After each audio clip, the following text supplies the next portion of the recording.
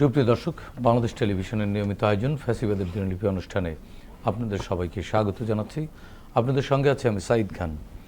আলোচনার জন্য আমার সঙ্গে আছেন দুজন অতিথি। আমার ডান দিকে আছেন বিশ্লেষক ও গণমাধ্যম কর্মী ডক্টর জামিল আহমেদ, সঙ্গে আছেন সুপ্রিম কোর্টের আইনজীবী ব্যারিস্টার শিহাবুদ্দিন খান। শাসকরা যখন জনগণের মৌলিক অধিকার কেড়ে নেয় তখনই ঘটে গণবিপ্লব। 69, 90 এবং 24-এর অভ্যুত্থান তাই বলে। জার্মানির হিটলার, ইতালির মুসোলিনি, জাপানের হিদেকি তোজো, স্পেনের ফ্রান্সিসকো ফ্রাঙ্কো এবং বাংলাদেশের মুজিব ও হাসিনা তার প্রকৃষ্ট উদাহরণ। মানবজাতির ক্যালেন্ডারের পাতাকে রক্তাক্ত করা দেশ বিদেশের এই শাসকরা জেনে গেছে অত্যাচারের ফলাফল কি হয়। গবেষণামূলক এই অনুষ্ঠানের মাধ্যমে আমরা গত সরকারের যাবতীয় ফ্যাসিবাদী ও স্বৈরাচারী নীতির ধরনকে চিহ্নিত করবার চেষ্টা করছি, খুঁজে বের করবার চেষ্টা করছি নাগরিক অধিকার নিশ্চিতের পথ, যাতে ভবিষ্যতে আর কোনো শাসক নাগরিক স্বাধীনতাকে লঙ্ঘনের সাহস না পায়। দর্শক, আজ 20 জানুয়ারি 2026। শেখ হাসিনার শাসনামলের 15 বছরে শুধুমাত্র এই দিনটিতে কী কী ঘটেছিল, অতিথিদের সঙ্গে আলোচনার আগে বিভিন্ন গণমাধ্যম থেকে সংগৃহীত কিছু সংবাদের শিরোনাম দেখে আসি।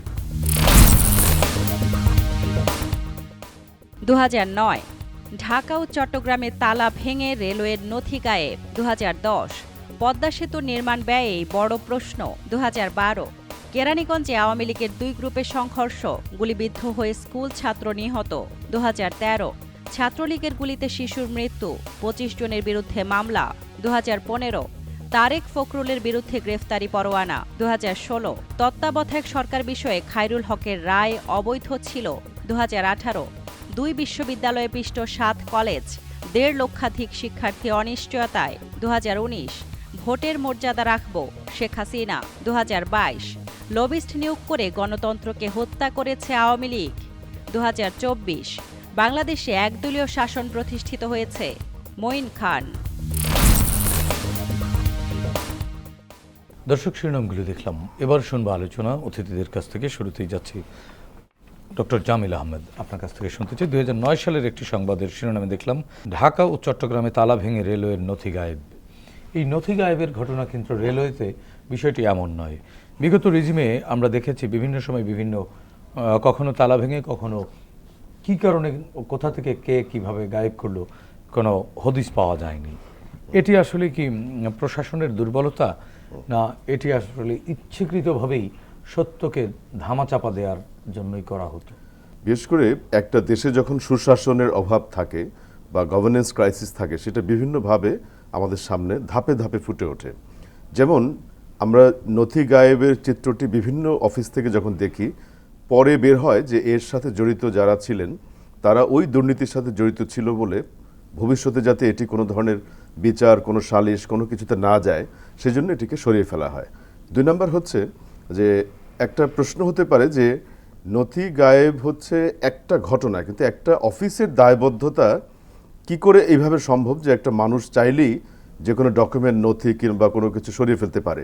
সেই অফিসের সিকিউরিটি নিয়ে প্রশ্ন হতে পারে। সেই অফিসটা যারা চালান, যারা এটা প্রশাসনিক দায়িত্বে আছেন টপ টু বটম, তাদেরও দায় নিতে হবে। কারণ একটি ব্যক্তি নথি সরিয়ে ফেললো মানে এই নয় যে ওই ব্যক্তিটি কাজটা করেছে। আবার নথি এক জায়গায় থাকবে কেন?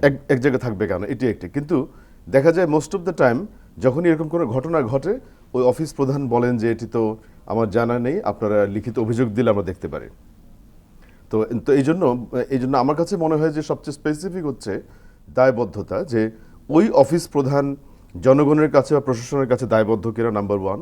সেকেন্ড হচ্ছে যেই ব্যক্তিরা এগুলি করছে, আপনি ডেফিনেটলি খোঁজ নিয়ে দেখবেন তারা দুর্নীতি, অনিয়ম, স্বজনপ্রীতির সাথে জড়িত।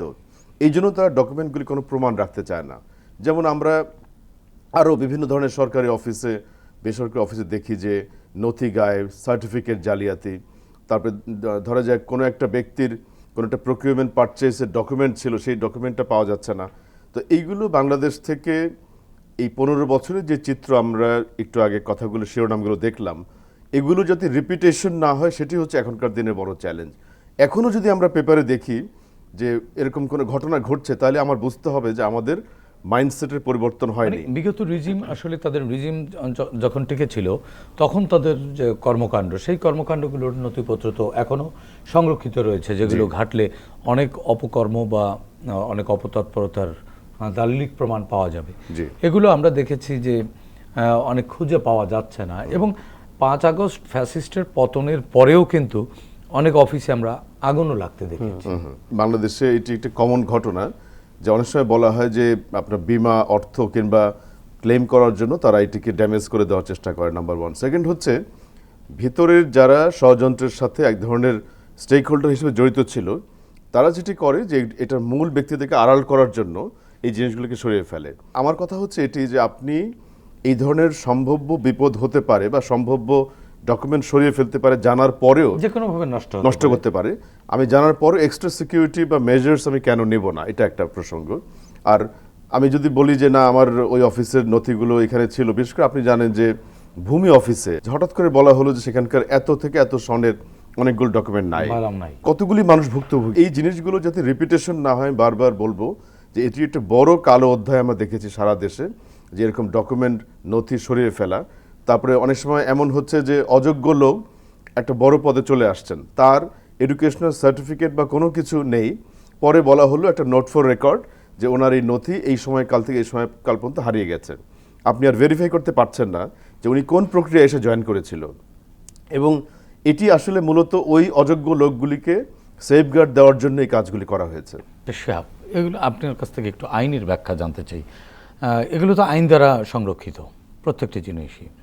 তো আইনের এই ব্যত্যয়ে আমরা কখনো কি দেখেছি যে আইনের মুখোমুখি হতে এই অপরাধী যারা, ধরে নিলাম ইনসিডেন্ট বা অ্যাক্সিডেন্টালি এগুলো হতে পারে, কিন্তু সেগুলো জামিল ভাই যেটি বললেন যে বিকল্প থাকবে না কেন, বিকল্প জায়গায়ও অনেক সময় দেখা যায় যে এরকম অঘটন ঘটতে, আইন কি বলে আসলে? বিগত 15 বছরের ফ্যাসিবাদ আমলে যে দুর্নীতির মহোৎসব দেখেছি, হাজার হাজার কোটি টাকা লুটপাট, তো এগুলো তো নিশ্চিতভাবেই এর সাথে যে বিভিন্ন স্টেক হোল্ড, বিভিন্ন ব্যক্তিবর্গ জড়িত, তারা তাদের পার্সোনাল ভূমিকা এবং গুরুত্বপূর্ণ ব্যক্তিবর্গ, সেটা মন্ত্রী পর্যায়ে, নেতার শীর্ষস্থানীয় নেতা পর্যায়ে যাদের সংশ্লিষ্টতা, তারা ডেফিনেটলি এটা চেষ্টা করেছেন যে যেই প্রক্রিয়ার মধ্য দিয়ে, যেই সমস্ত ছলচাতুরি এবং প্রতারণার মাধ্যমে তারা সেগুলো করেছেন, সেগুলো রেকর্ড যাতে না থাকে। দেখুন, আইনের দৃষ্টিতে সুস্পষ্টভাবে এগুলি জাল জালিয়াতির অপরাধ এবং প্রতারণামূলক কর্মকাণ্ডের অপরাধ, যেটি সুনির্দিষ্টভাবে আমি মনে করি যে তদন্তের মাধ্যমে সেগুলোর সংশ্লিষ্টতা বের করে সেগুলো আইনের আওতায় নিয়ে আসা উচিত।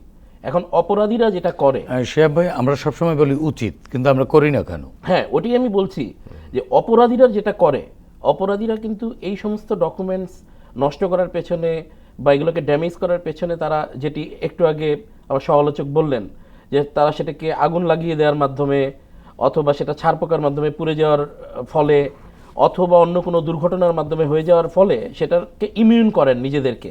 সো আপনি জানেন যে কোনো দুর্ঘটনার মাধ্যমে যদি কোনো মন্ত্রণালয়, অধিদপ্তর কিংবা সরকারি বেসরকারি কোনো অফিস থেকে কোনো কিছু খোয়া যায়, সেটার কিন্তু সরাসরি বোঝা গেলেও যদি না সদিচ্ছা থাকে যে সত্যিকারের তদন্তপূর্বক এর পেছনে কারা আছে তাদের বের করার যে এই প্রচেষ্টাটা, আদারওয়াইজ কিন্তু তারা নিজেদেরকে একটা সেফগার্ড করে নেন এই দুর্ঘটনাগুলোর মাধ্যমে। বাট আমি মনে করি যেটা আমরা উচিতের জায়গা থেকে আমাদের এখন আসা উচিত, যে যেই সমস্ত অধিদপ্তরে, মন্ত্রণালয়ে এই সংক্রান্ত নথি গায়েব কিংবা বিনষ্টের কথা এসেছে বা সেগুলোকে ইমিউন করার চেষ্টা করা হয়েছে, ইমিডিয়েটলি সেগুলি আমি মনে করি থরো ইনভেস্টিগেশনে গিয়ে, এবং এই দুর্ঘটনাগুলোও যে সাজানো এবং এই প্রক্রিয়াগুলো যে শুধুমাত্র দুর্নীতির প্রক্রিয়াগুলোকে ঢাকার জন্য করা হয়েছে সেটাকে উদ্ঘাটন করা জরুরি। না হলে এই প্রক্রিয়া কিন্তু ধারাবাহিকভাবে আবার পেয়ে বসতে পারে। ধরেন ছোট বড় মাত্রার যে মাত্রাই হোক, সেটা কিন্তু পেয়ে বসতে পারে। আপনি জানেন, আমি আমার পেশাগত জীবনে দেখেছি সাব রেজিস্ট্রি অফিসের যে ভলিউমগুলো, অনেক ক্ষেত্রে দেখবেন পার্টিকুলার 2টো পাতা নেই। সো অনেক সময় ওই পাতার মধ্যে চা ঢেলে দিয়ে রাখে, অর্থাৎ যাতে লেখাগুলো না বোঝা যায় অরিজিনাল ভলিউমে, অথবা সেটার মধ্যে কালি ঢেলে দিয়ে রাখে। অর্থাৎ এগুলো এক ধরনের ছলচাতুরি এবং প্রতারণামূলক অপরাধ। বাট আমি মনে করি এগুলো ইনভেস্টিগেশন করলে সহজেই করার আইনি সুযোগ আছে কিনা? অবশ্যই আছে।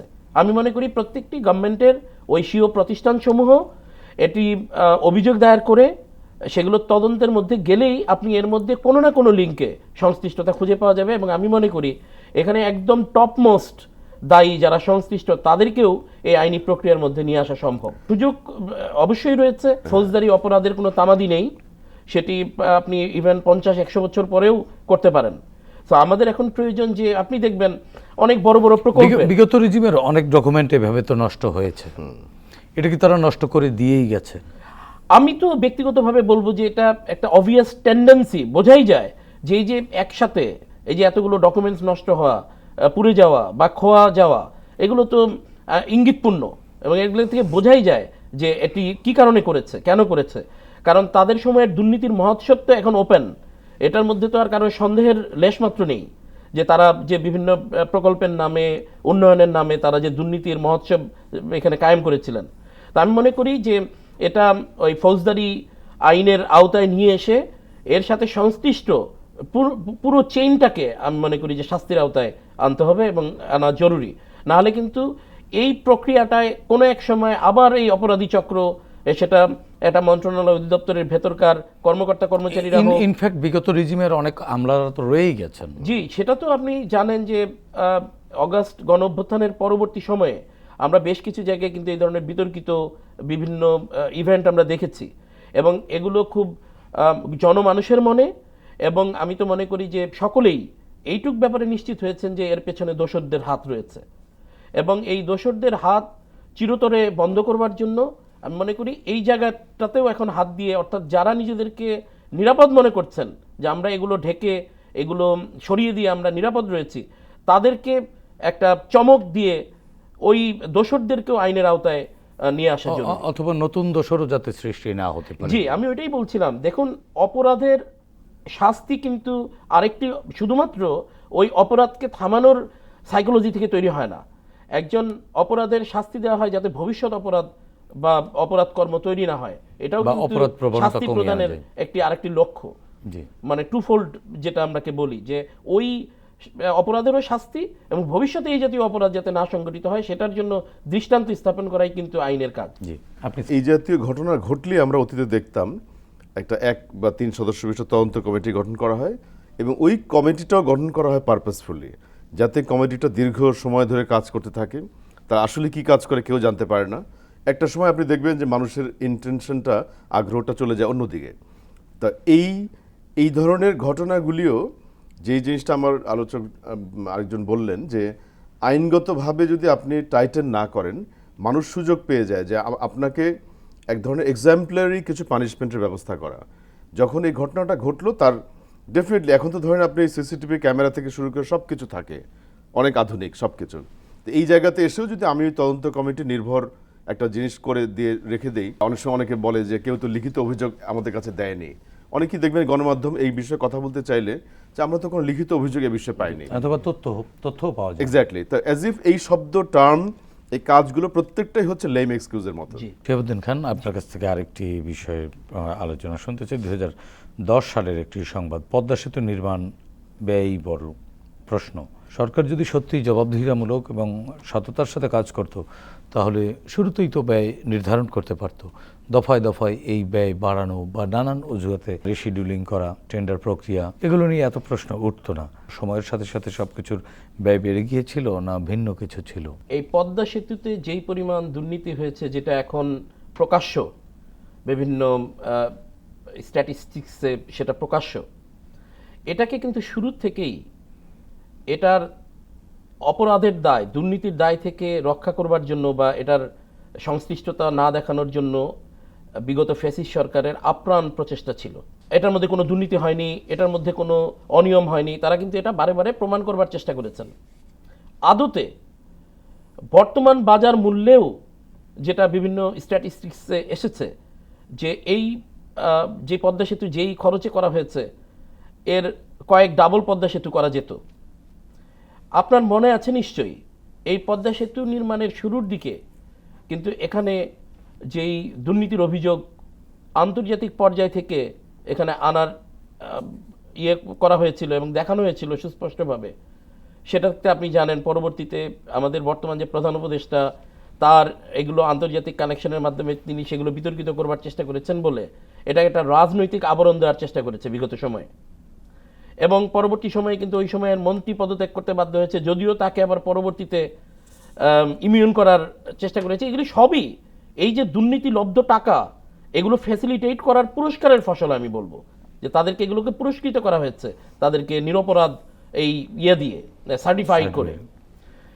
নিঃসন্দেহে বিগত ফেসিস্ট রিজিম এই পদ্মা সেতুর মতো আরো কিছু প্রকল্প দেখিয়ে মানুষের চোখে ধুলা দেওয়ার চেষ্টা করেছে। অনেকগুলো প্রকল্প তো এখনো চলমান রয়েছে, মেগা প্রকল্প। এই প্রকল্পগুলো একটু রিভাইভ করবার সুযোগ আছে কিনা? ডেফিনেটলি আছে, করা উচিত কিনা?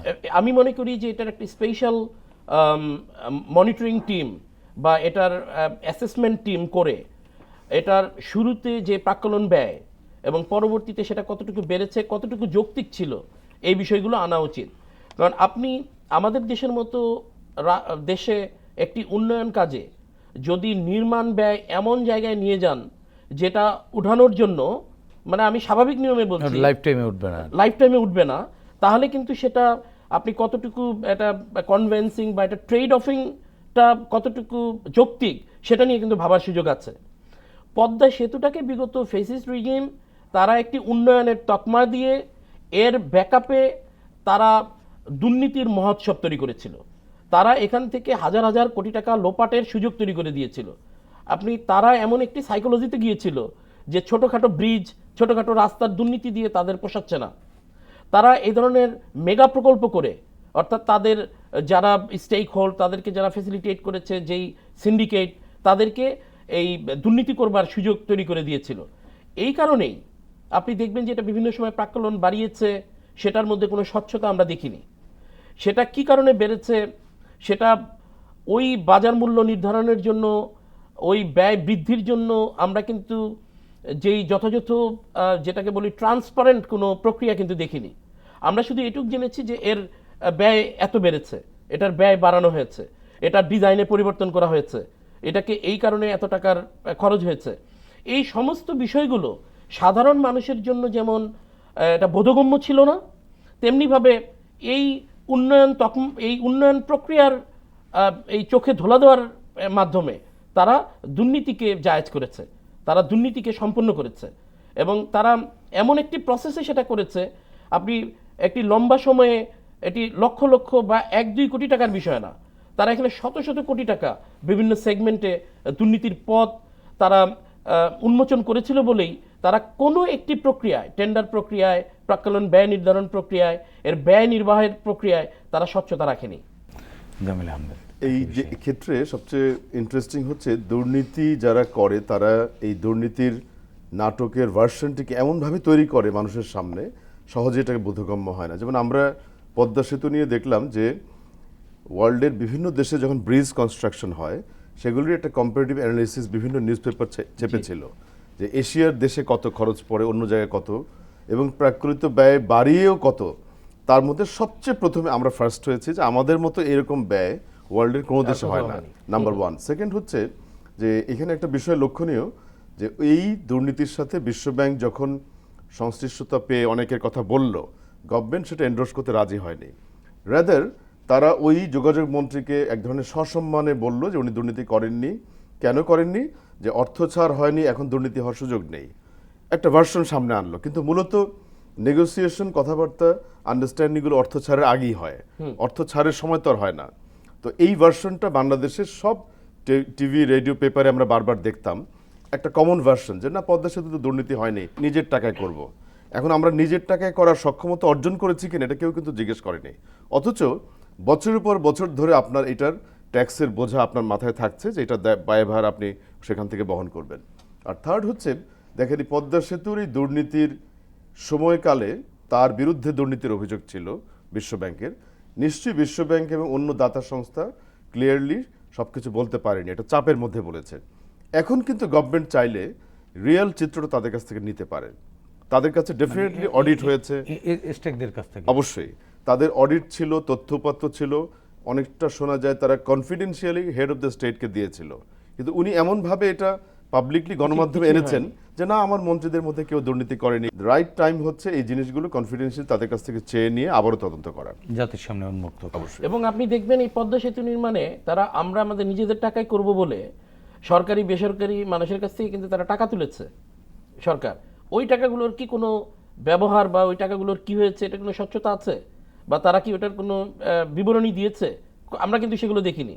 টাকা তোলার পরে কিন্তু ওই বিষয়টা আবার চ্যাপ্টার ক্লোজ।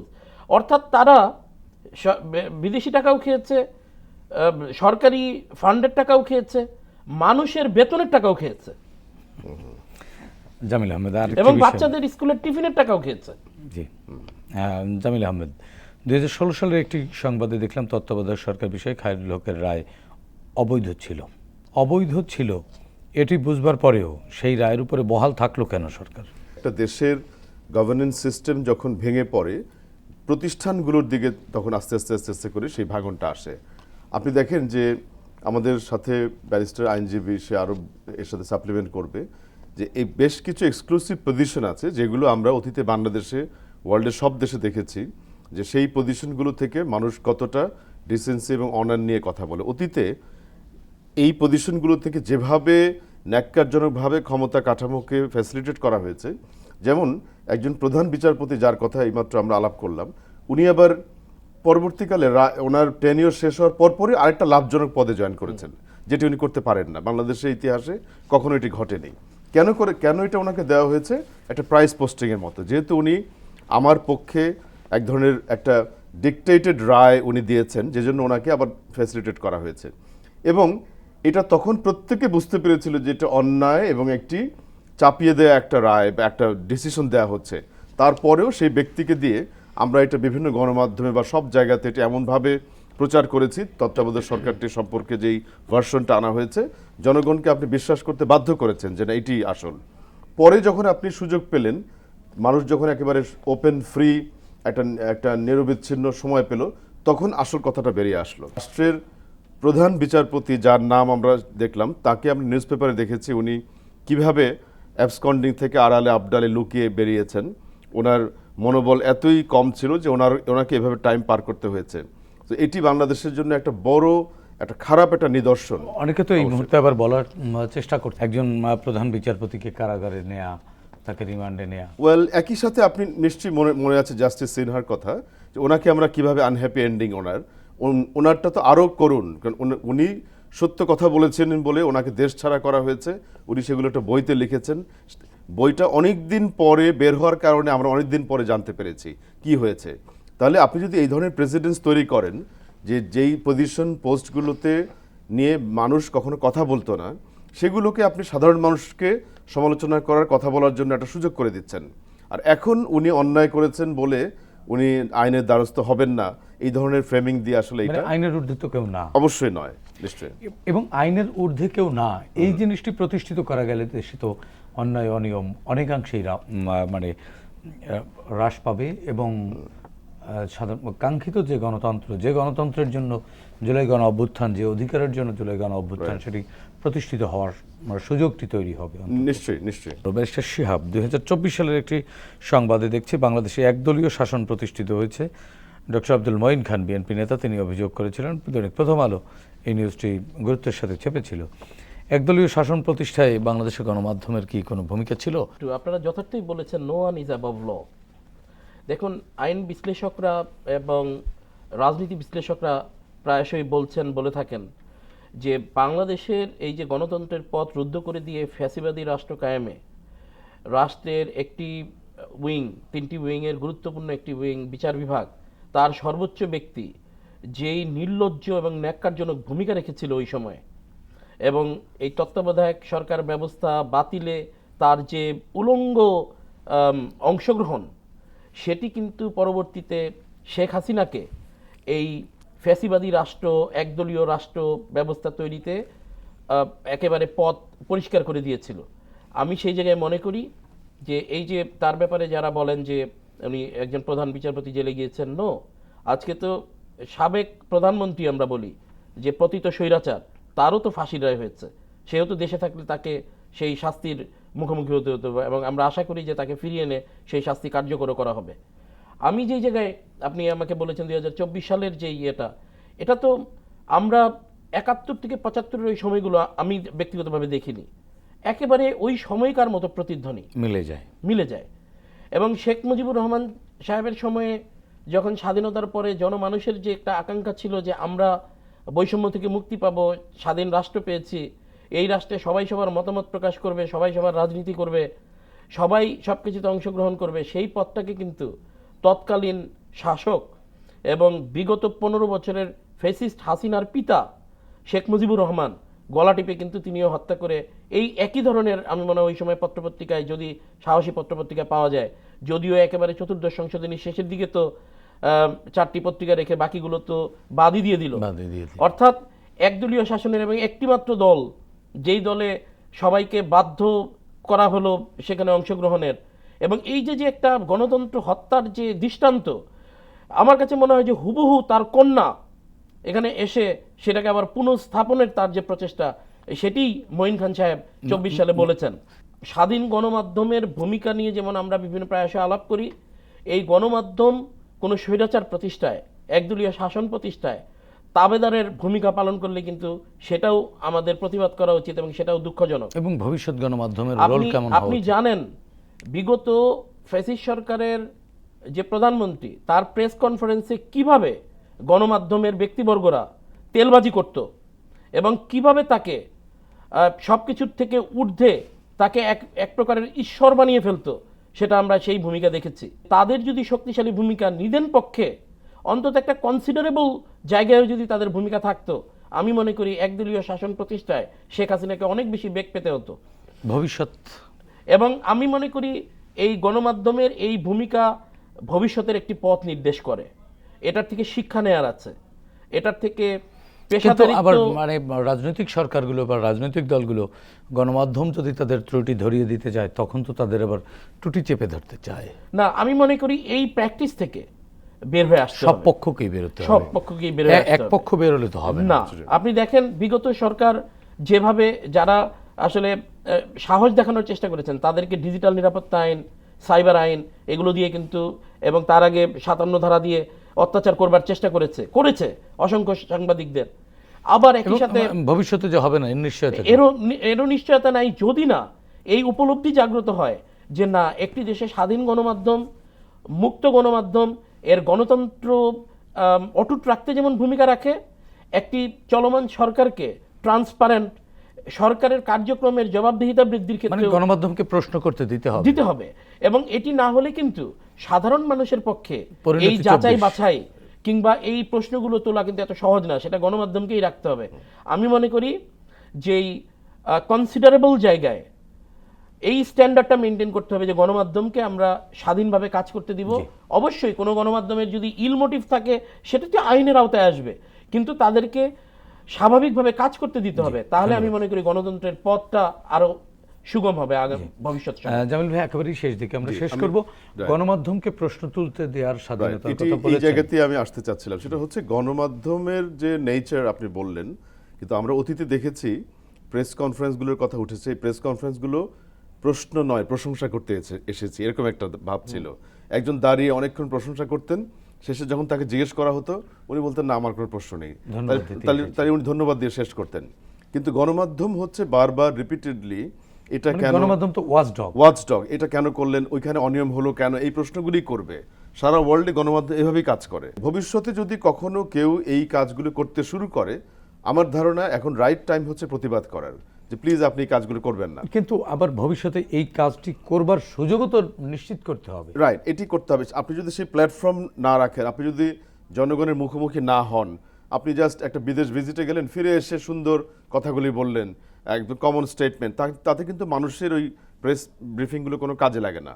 গণমাধ্যমে যারা কাজ করে, ইনক্লুডিং ইউ সাইদ ভাই, সেটা হচ্ছে যে তারা স্পেসিফিক গভর্নমেন্টকে ফলো আপ কোয়েশ্চেন করতে পারে যে আচ্ছা, আপনি যে চায়না বা জাপানে গেলেন, আপনার তো এই সেক্টর নিয়ে কথা বলার কথা ছিল, এটাকে আপনি বলতে পেরেছেন কিনা। বললে চাইনিজ গভর্নমেন্টের বা রাশিয়ান গভর্নমেন্টে যেখানেই গিয়েছেন রাষ্ট্রপ্রধান, তাদের রেসপন্স কী ছিল। গণমাধ্যম যদি একটু স্টাডি করে নেয় বা কিছু টকিং পয়েন্ট ঠিক করে এই সমস্ত কাজে যায়, এগুলোর কোয়ালিটি এবং নেচারগুলো ভালো হবে। আমরাও কিন্তু সরকারও ট্রান্সপারেন্ট, এক্স্যাক্টলি, আমরা নিজেদেরও কিছু, আমি সমালোচনা করি, আমরা অনেক সময় প্রিপেয়ার্ড ভাবে যাই না। আমরা যেমন অতীতের প্রেস কনফারেন্স, অথবা প্রিপেয়ার্ড ভাবে গেলেও অনেক সময় বলতে দেওয়া হয় না, অনেকটা আরোপিত প্রশ্ন বা কে বলবেন, মানে আগে প্রশ্ন দিয়ে দিতে হবে। এই কাজগুলি যদি আমরা প্র্যাকটিস বন্ধ না করি, স্বাধীন গণমাধ্যমের যে চিত্রটি আপনি আশা করছেন, এটি করার জন্য রাষ্ট্র এবং গণমাধ্যম কর্মী দুই দলেরই এক জায়গায় ভালোভাবে কাজ করতে হবে। ধন্যবাদ ডক্টর জামিল আহমেদ, ধন্যবাদ ব্যারিস্টার শিহাব খান, আপনাদের দুজনকেই। প্রিয় দর্শক, 24-এর ছাত্র জনতার গণ অভ্যুত্থান পৃথিবীর ইতিহাসে নতুন এক পরিচিত করেছে বাংলাদেশকে। জনগণ আসলে শাসকের শোষণ নয়, চায় স্বচ্ছতা ও জবাবদিহিতামূলক রাষ্ট্র ব্যবস্থা, যার মাধ্যমে রাষ্ট্রে তাদের অধিকার প্রতিষ্ঠিত হবে।